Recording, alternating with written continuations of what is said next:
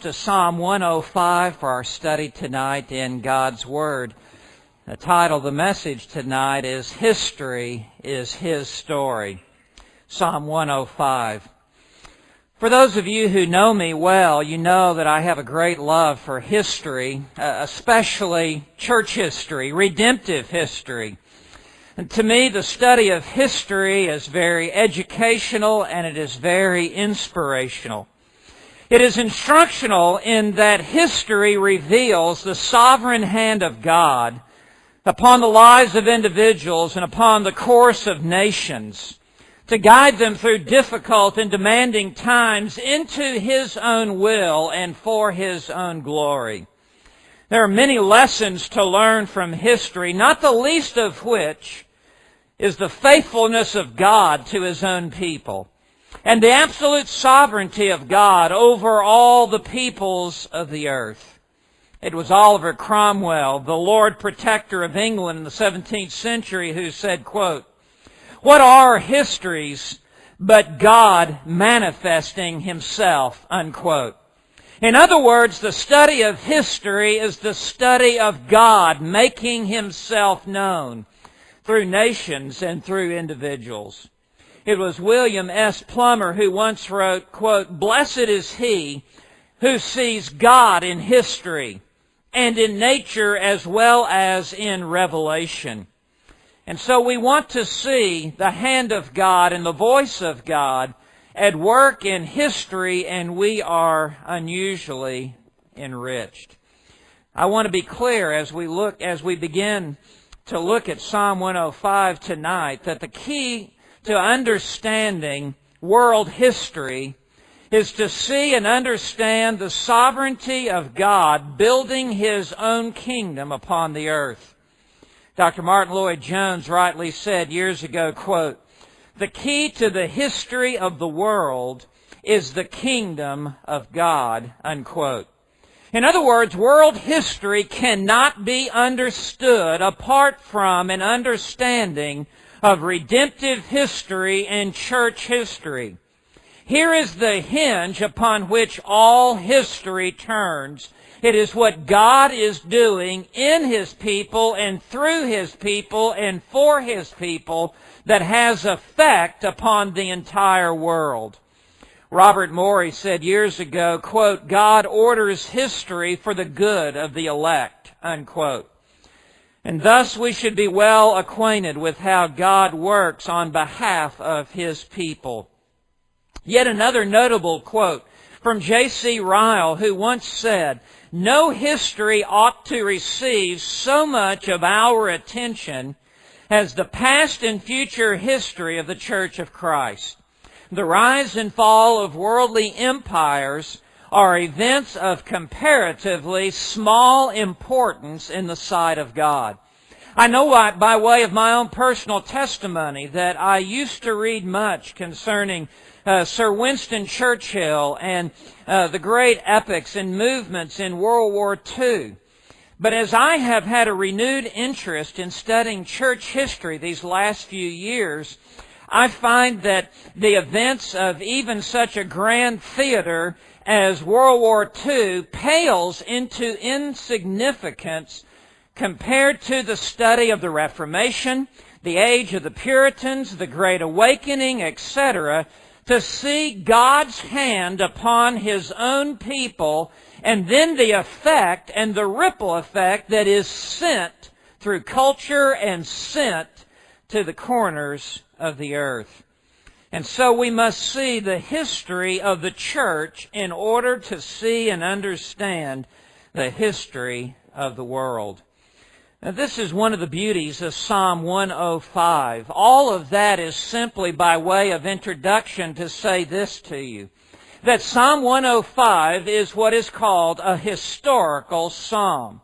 It is one of only 3 historical psalms in the Psalter that unfold as a history text, that unfold telling the story of God's redemptive hand upon His people. The other 2 historical psalms are Psalm 78 and Psalm 106, which follows this psalm. Here we see in this psalm the invisible hand of God upon human history.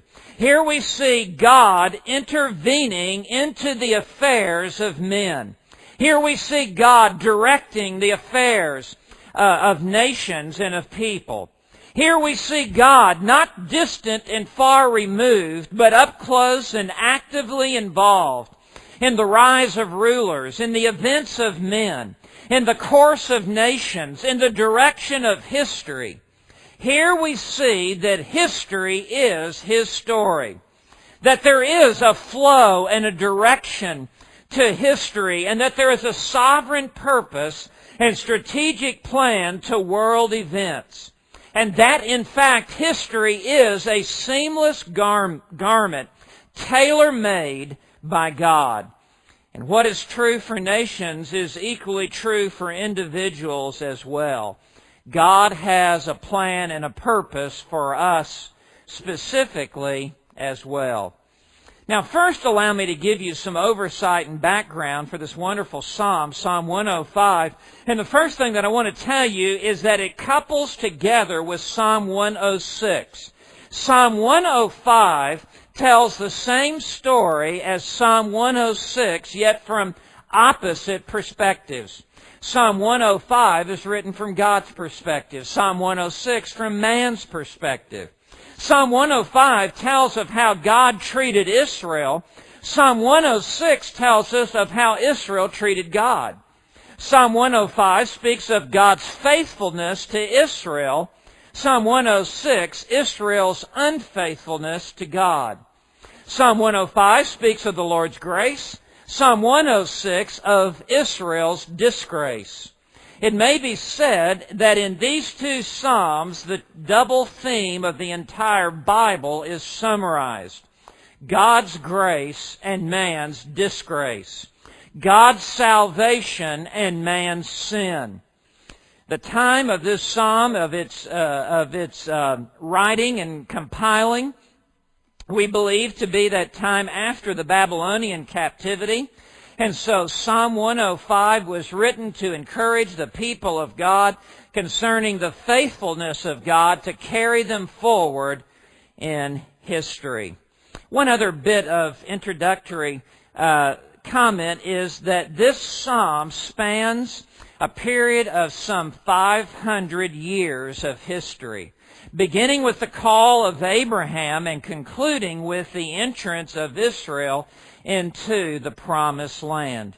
Now, there are 6 movements, 6 stages of the development of this psalm that I want you to see, and I will note them for you as we will look now at this historical psalm. The first is Israel's exhortation.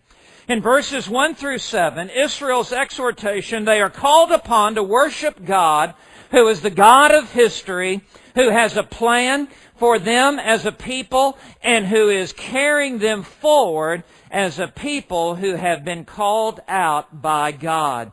And what I want you to note in verses 1 through 7, Israel's exhortation, is that there is a building climax at the end of verse 1, at the end of verse 2, at the beginning of verse 5, and at the end of verse 7, there is an underscoring of God's hand upon human history. That the God who is the God who acts, and the God who directs the flow of the course of events upon this earth. And they are placed really, or this is placed in a very emphatic position. Notice beginning in verse 1, and you'll see this stair-step effect that leads up to the third line of verse 1. He begins, "Oh, give thanks to the Lord, call upon His name, make known His deeds among the peoples." And so he begins by calling upon us to come into His presence with thanksgiving, to offer thanks to God, to call upon His name referring to who He is, His attributes and His character. But it is this third line where the crescendo is, the climactic emphasis to make known His deeds among the peoples. His deeds are God's acts. It is God's works. It is God's intervention into the course of human history, and these are to be declared among the peoples, meaning among the nations, that we are to declare far and wide that our God is the God who reigns, who rules in the heavens, and His deeds are dynamic and they are powerful upon the earth. That's the initial call to worship here, to make His deeds known among the peoples. In other words, speak of God's works among all men, proclaim His exploits on the earth. In verse 2, we see Him calling out to us again, sing to Him, sing praises to Him. And what should occupy the anthem of our singing to God? He leads up to that by saying, speak of all His wonders. Now, God's wonders are the effects of His deeds in the hearts of those who hear about them and see them. God's acts and works are referred to as His wonders because when we see His acts and His deeds, they create wonder within our own heart. Wonder meaning amazement and astonishment and awe. All those who see the invisible hand of God at work upon the earth, their hearts will be filled with wonder, and it should cause us to give praise and worship to Almighty God. He begins again in verse 3, this stair-step effect that will lead up to verse 5. He says, glory in His holy name. Let the heart of those who seek the Lord be glad. Seek the Lord in His strength. Seek His face continually. These are just rapid-fire, successive pleas to our heart to worship God. And he tells us, verse 5, specifically why we should. He says, remember His wonders which He has done. Sometimes I hear people say, well, we should only worship God for who He is and not for what He has done for us, as if that is to somehow worship God in an improper way. But nothing could be further from the truth. Who God is inseparably bound with what He has done. The two cannot be separated. And in this psalm, we are told specifically to remember His wonders which He has done. To remember, in other words, call to mind all that God has done here upon the earth. Never forget His deeds. Replay them in your memory. Parade them across the stage of your thinking. Ponder upon them. Reflect upon His wonders.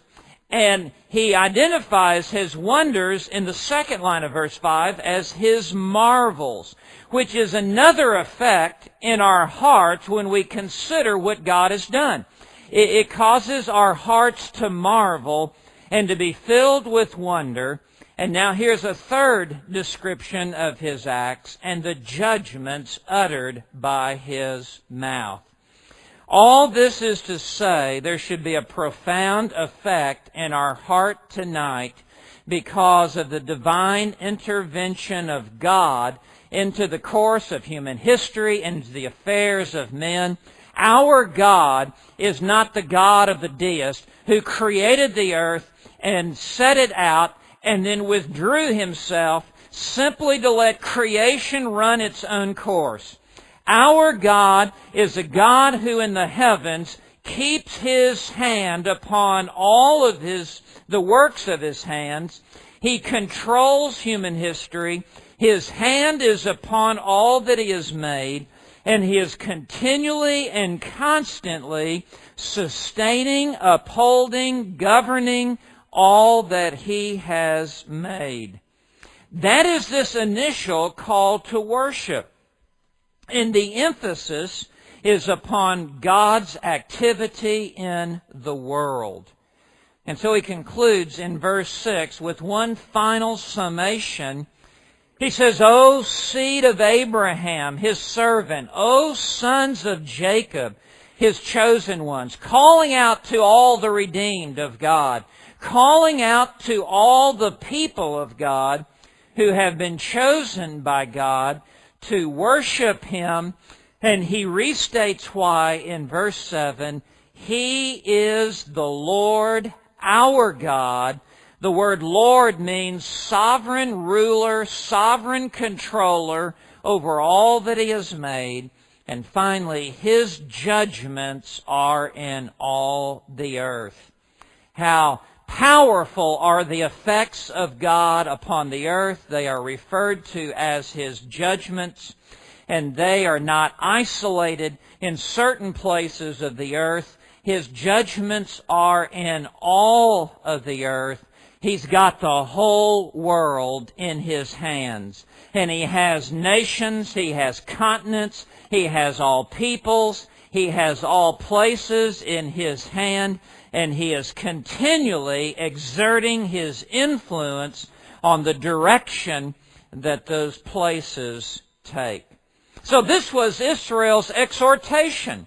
And I believe it is God's exhortation to our hearts tonight as well, to realize afresh and to worship God for this, that our God is the God of history. He is the God who reigns in the heavens, and He is directly connected to the events of history and to the direction that events are taking. Now, what the psalmist does, beginning in verse 8, is he now gives us a walk through 500 years of history. And as I said earlier, they are woven together in a seamless garment to show us that history is not a collection of disconnected events and places that have no relationship one to another, but that they are more like pearls that are strung together on one strand to form a beautiful necklace. They all fit together. History flows together because all of history is God's story. And so we begin now this unfolding of this history in verse 8, and second, I want you to see Israel's election. Israel's election, because the story of Israel begins with her being called by God and Abram being chosen by God to be the father of a great nation. And so we read in verse 8, He, referring to God, has remembered His covenant forever, the word which He commanded to 1,000 generations. This refers to the covenant which God established with Abram back in Genesis chapter 12 when He called Abram out of Ur of Chaldees to be the father of a great nation. And in Genesis 12 verse 1 we read, Now the Lord said to Abram, Go forth from your country and from your relatives and from your father's house to the land which I will show you. And Abram was in Ur of Chaldees. God called him to leave his family, to leave relatives, to leave his homeland, and to head out on a journey. And God would lead him along the way, and God would direct him to a place that He would show him later. And God said, I will make you a great nation, and I will bless you, and make your name great so that you will be a blessing.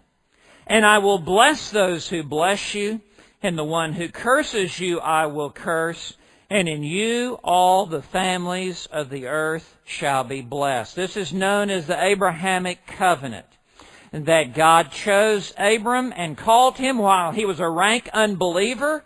He had not even yet come to put his faith in the one true living God.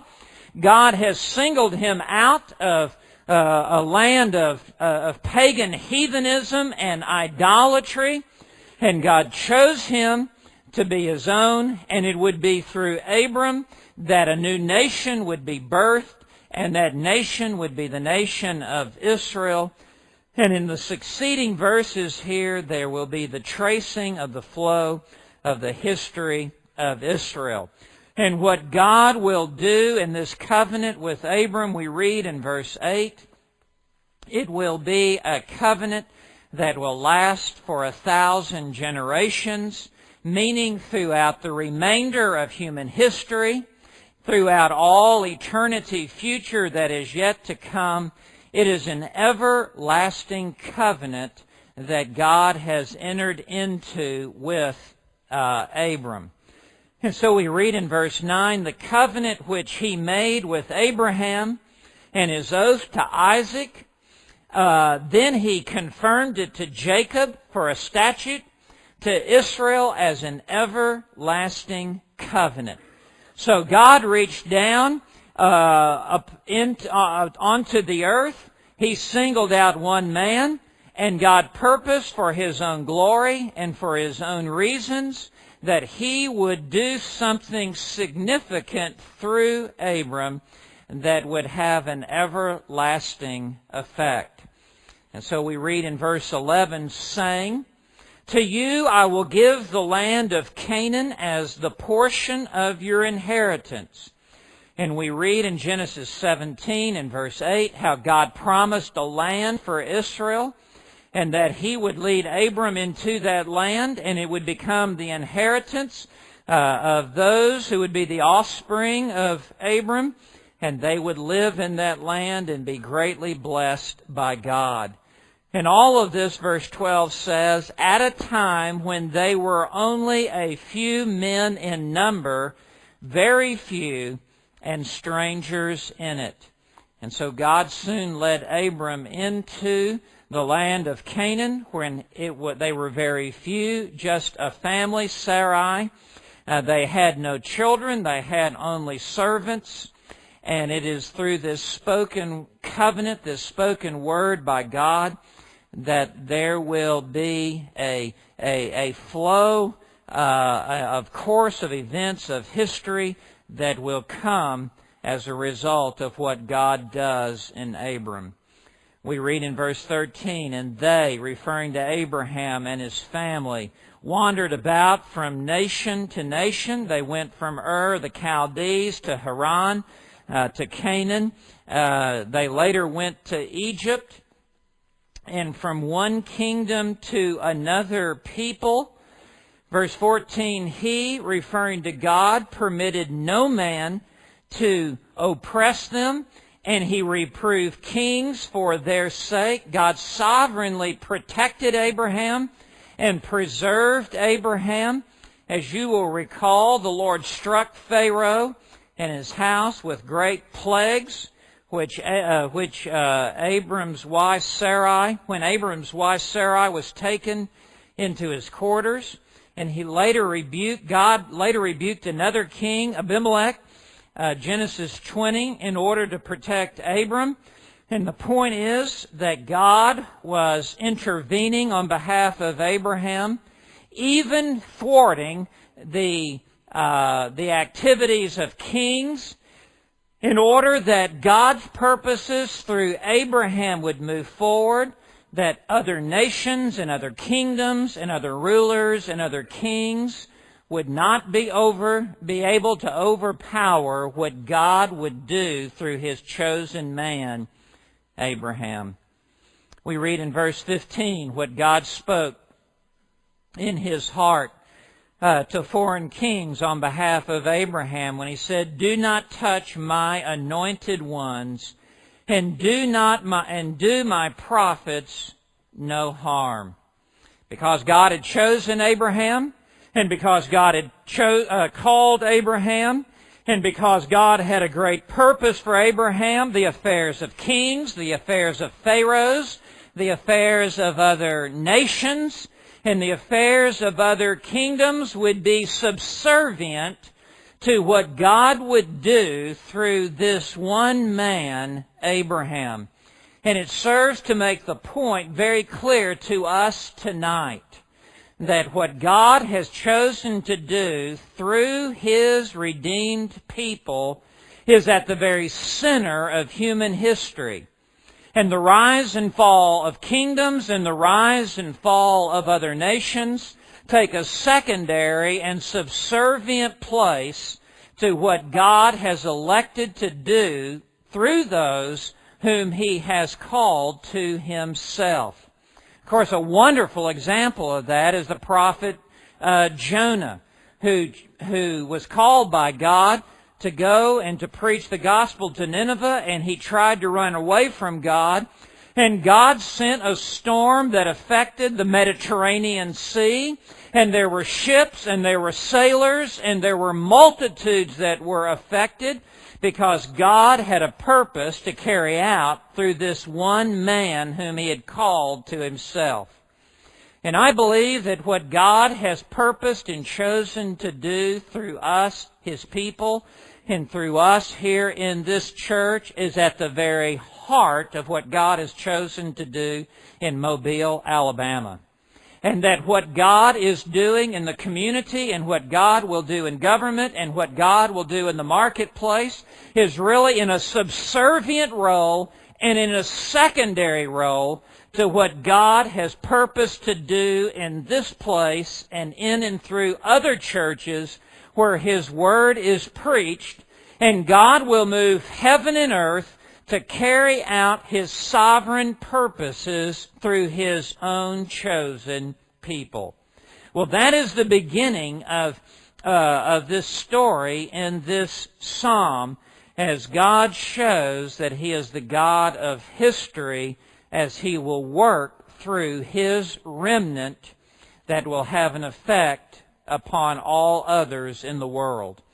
That leads third now in verse 16 to Israel's exile. Not only Israel's election, but third, Israel's exile, as verses 16 through 24 will chronicle for us the next chapter of this story of how Joseph will be led down to Egypt, and it will be in Egypt that the people of God will dwell for 430 years outside of their land in a foreign place in Egypt. And so we read in verse 16, and He, referring to God, called for a famine upon the land. Who did this? God did this. God called for a famine upon the land. Why? Well, the whole land of Egypt was brought under the effect of this famine, and it was simply because God had a story to carry out for His own people through Joseph that would have an effect upon the future flow of history.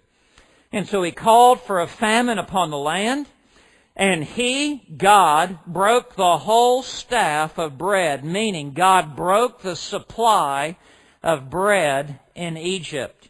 And the reason that God did this was so that His man Joseph would be in a very strategic place in Egypt, and that people would come to him for food and for bread, and that he would be raised up by God in this land of Egypt to a very strategic place.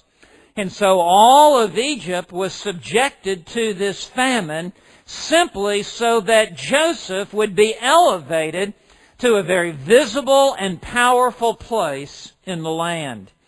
So we read in verse 17, He, again referring to God, and I hope that you note the many uses of the word He, meaning that God is the activator of these events, that God is the initiator of these causes, that God is the one who is setting in motion these events.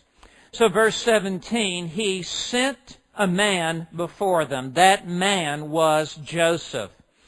And so as Joseph was led under unusual circumstances from Canaan down into Egypt by his own brothers who sold him to traders as they came through in a caravan. We know what Genesis 50 verse 20 says. They meant it for evil, but God meant it for good.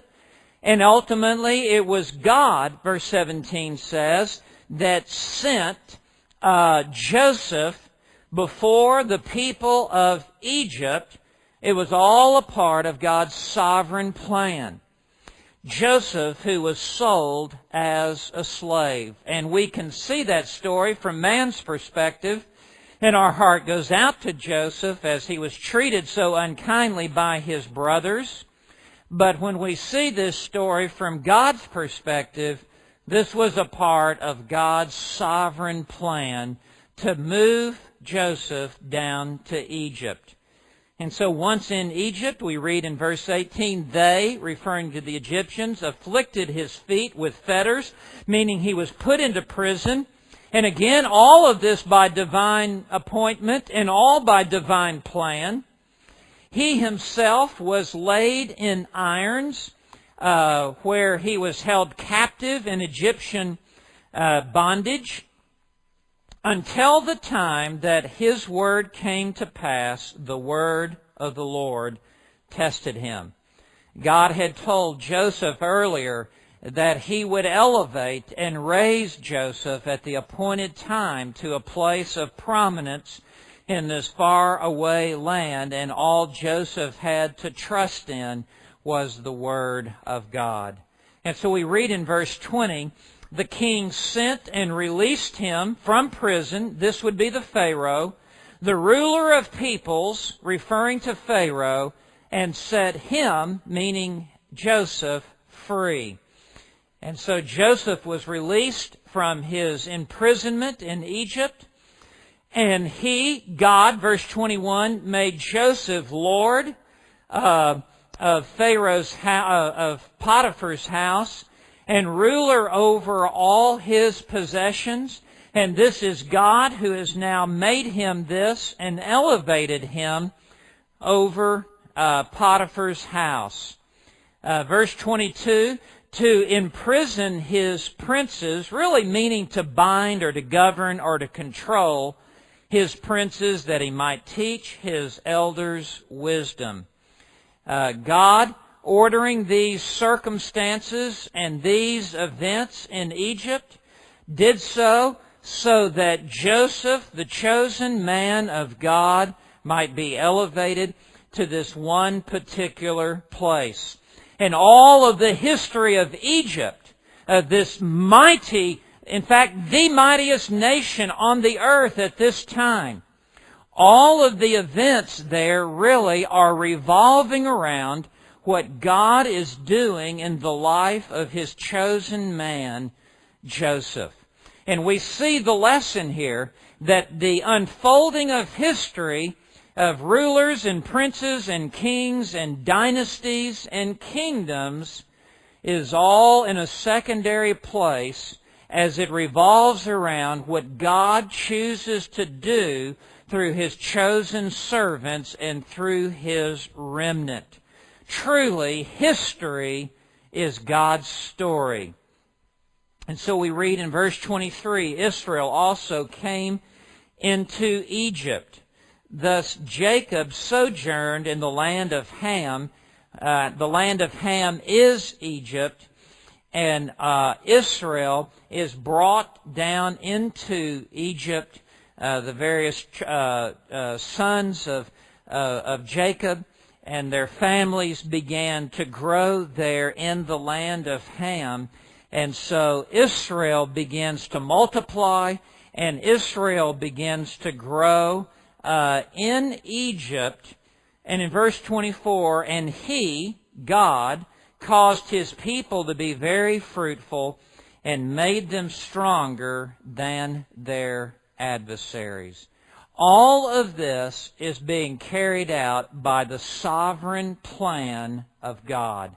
It was God's eternal purposes that they be transported to another land, to Egypt, there where they would grow, and there where they would be cultivated And all of this is to show that God has a purpose and God has a plan for His people, and it is at the heart of what He is doing through world history. In other words, it is impossible to understand world history independent of what God is doing through His remnant of His redeemed people. Well, this leads now, as this story continues to unfold, this story of history in verse 25, Israel's Exodus. In verses 25 through 38, a major section of this psalm, we read of Israel's Exodus, that now the next chapter of this story unfolds. And it is really, again, I want to say, all woven together as a seamless garment, one continuous flow of history that God has for His people. It is an unbroken story. And so in verse 25, this historical account continues to unfold. And verse 25 begins with He, referring to God. This is what God is doing. God is not passive. God is active. God is not a spectator. God is the director of this. He turned their heart, referring to the hearts of the Egyptians, to hate His people.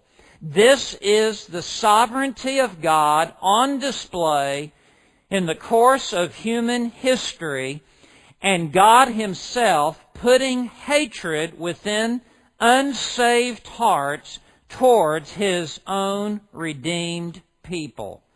And God has a purpose, and God has a plan. And God will use this hatred as a wave that His people will ride to propel them forward into the next place that God has for them in human history. And so God is over it all, and God is working this out. And so this is amazing, that God turned their heart to hate His people. God's sovereign control over Israel's destiny is abundantly clear according to this psalm. And so, who is to say but how God has at times put hatred in the hearts of other people towards us in order to move us into the very center of His will and to propel us forward to a place that God has for us. And so this also to deal craftily with His servants, meaning very shrewdly. We read in verse 26, again, He, God, sent Moses, His servant, and Aaron, whom He had chosen. God raised up two men here to be the leaders of His people. He raised up Moses to be a spokesman.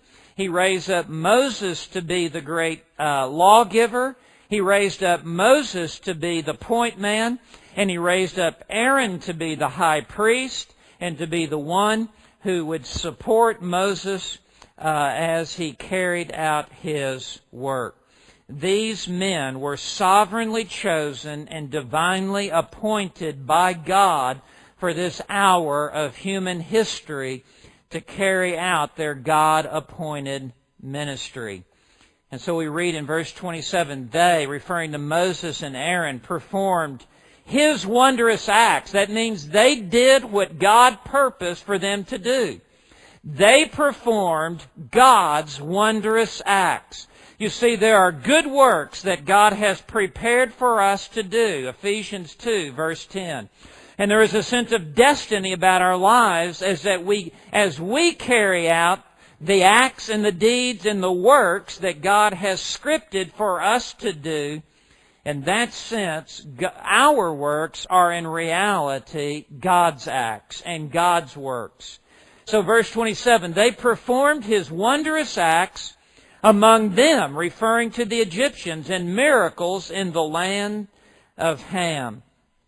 This refers to the 10 plagues of judgment which God unleashed upon Egypt through Moses and through Aaron, as Moses held forth his staff, his rod, and was the instrument that inflicted these judgments upon Egypt.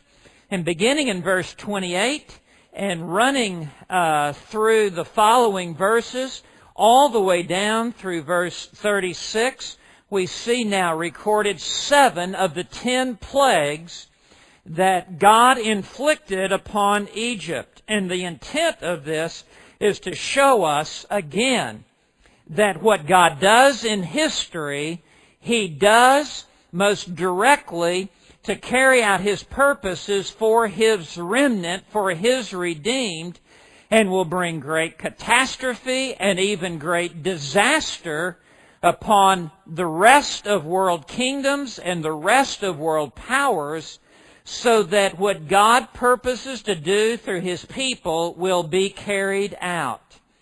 And so this is the extraordinary story that you are very familiar with of these deadly plagues that God inflicted upon Egypt. He begins in verse 28 with the 9th plague. He sent darkness and made it dark, and they did not rebel against His words. The words of God were, "Let my people go."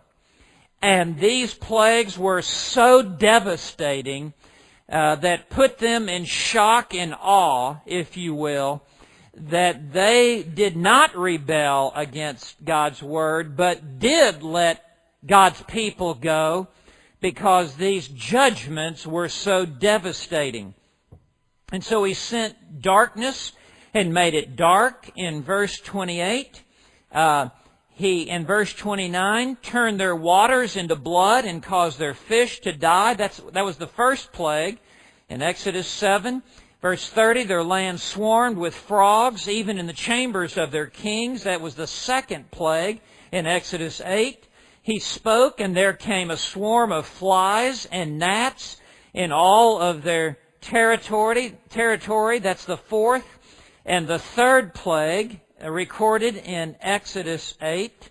In verse 32, He gave them hail for rain and flaming fire in their land. That's the seventh plague in Exodus 9. He struck down their vines also and their fig trees and shattered the trees of their territory. That too is the seventh plague.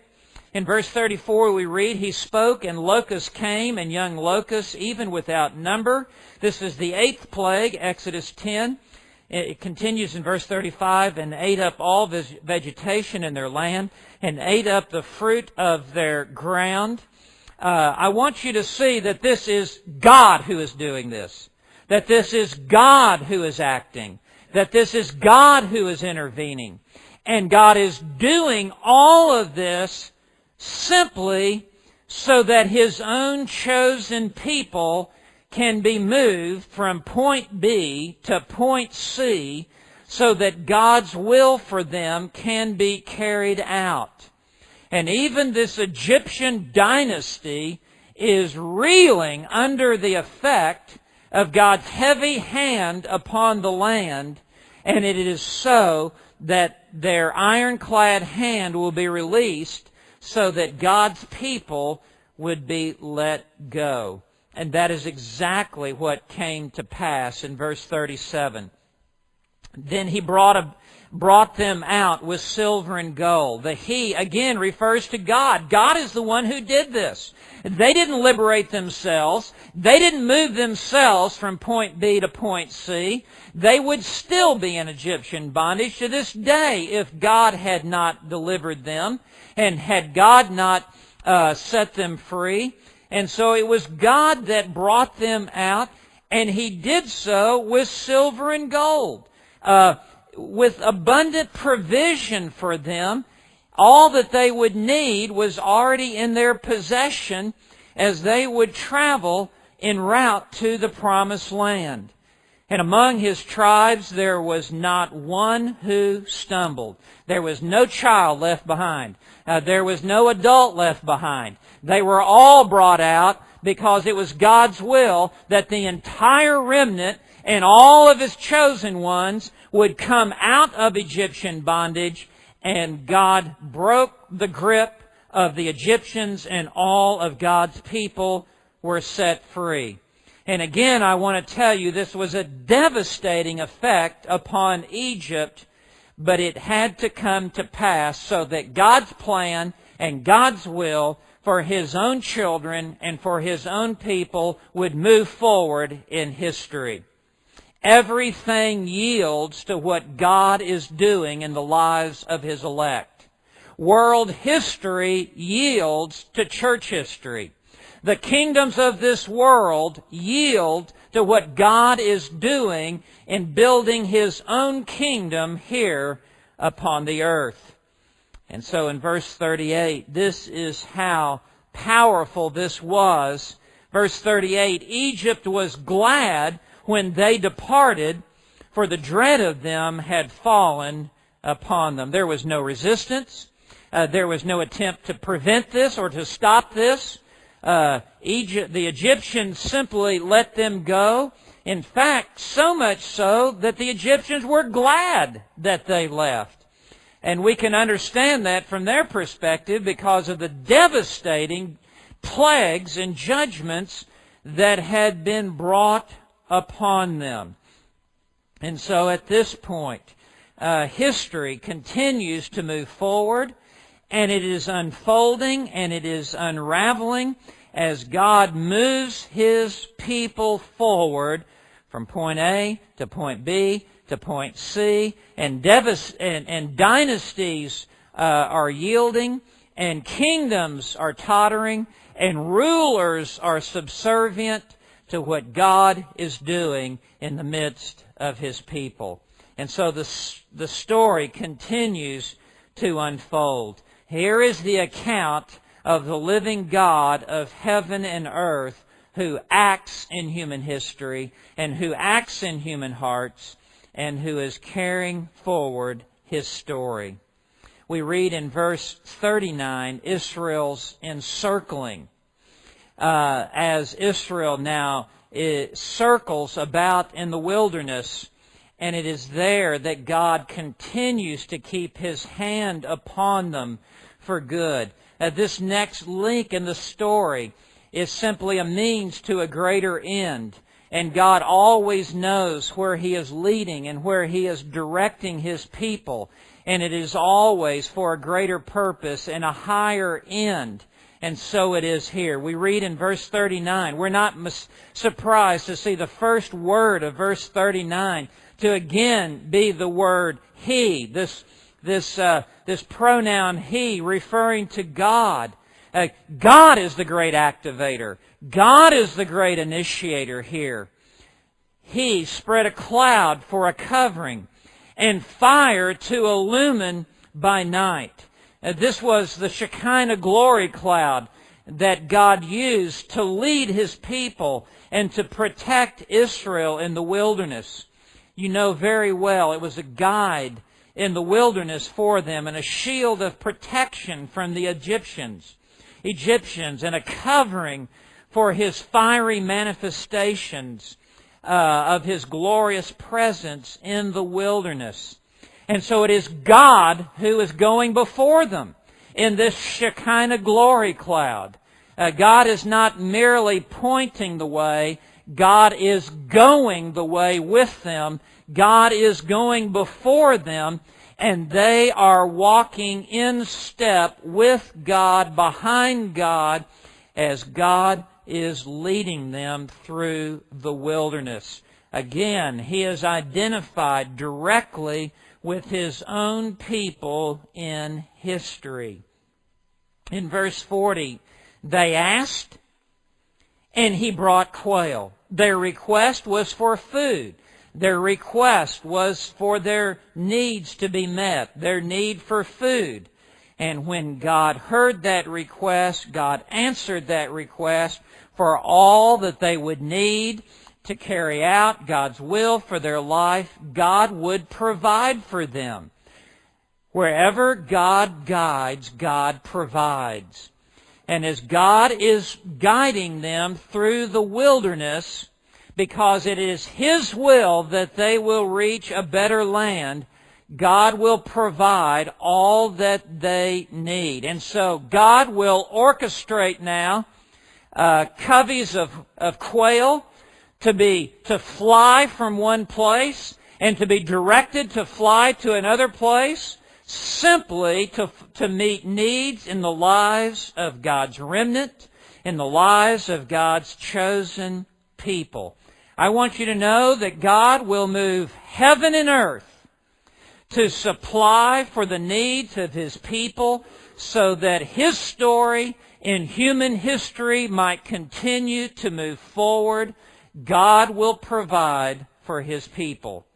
And so we read in verse 40, they asked, and He brought quail and satisfied them with the bread of heaven.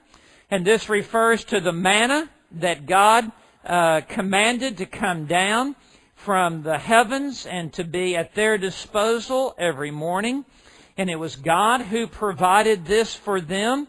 We read in verse 41 that He, meaning God again, opened the rock and water flowed out.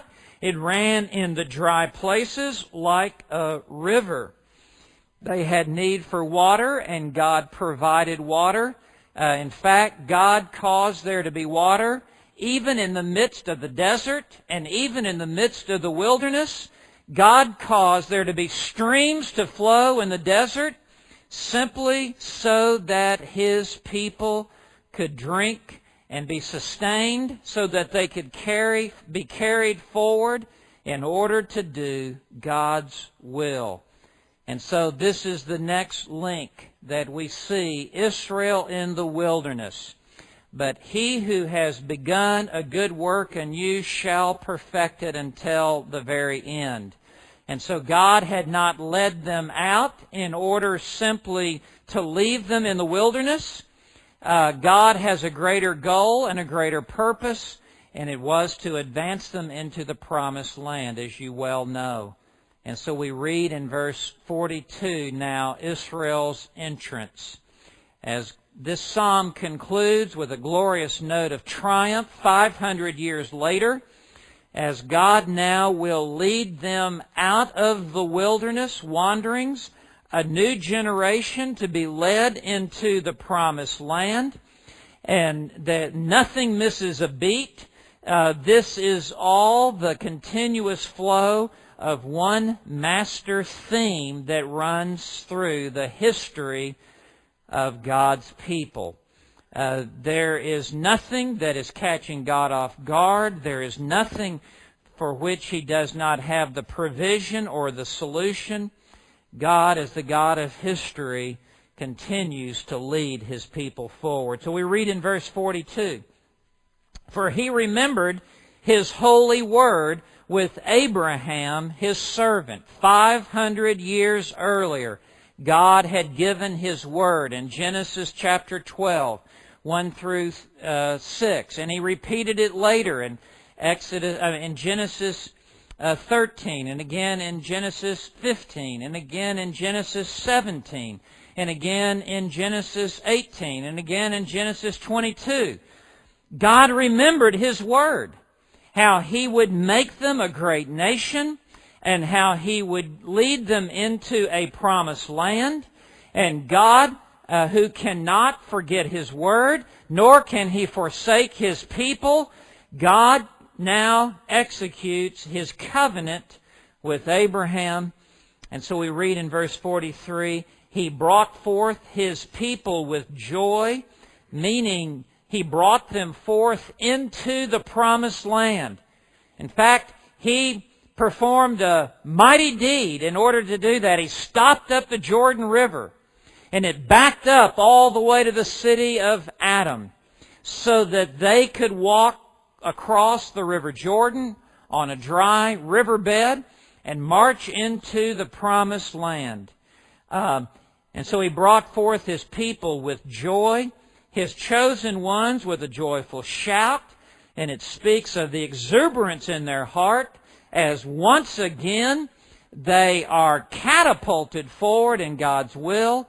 They are moved forward by the sovereign hand of God into the future, now here into the promised land, and the kingdoms that are in the promised land of the Canaanites, even their strongholds, those walls will come tumbling down, the walls there at Jericho. Other cities will come tumbling down. Other kings will be captured. Other kingdoms will be subdued, because God has a purpose and God has a plan that will be carried out through His own redeemed people. And so we read in verse 44, He gave them also the lands of the nations. He took it from the nations that had possessed the land. God took it from them and gave it to His own people, because God had purposed that this would be where they would live. And He did this, verse 44, that they might take possession of the fruit of the people's labor. They had planted vineyards. God said, fine, I want my people to eat the grapes from it. They had cows. God said, wonderful, I want my people to have it so that they would have milk. They had planted fields of grain. God took it from these nations that had worked hard to have fields that would yield a harvest. He took it from them and gave it to His people so that they would be refreshed, they would be renewed, so that His purposes upon the earth would move forward through them who honor His name and who honor His word. And so this psalm concludes in verse 45, all this so that they might keep His statutes and observe His laws. He brought blessing into their life. He brought provision into their life, not so that they would forget the Lord or forsake the Lord. He poured out His goodness to them so that they would remember the Lord and obey His word and observe His laws. And so this concludes this walk through the Bible, this walk through Israel's history, this 500-year stint of human history. And we see that the most important thing that God did upon the earth, that became the very object of His focus and the central point of His attention, was what He was doing in the lives of His chosen people, and that even the effect upon kingdoms and upon nations, it yielded to what God was doing in their lives. This is the extraordinary account that is told for us in Psalm 105.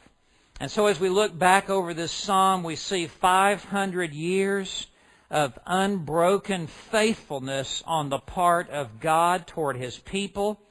This story is one unified story. It is not about individual pieces and parts that are disconnected, but all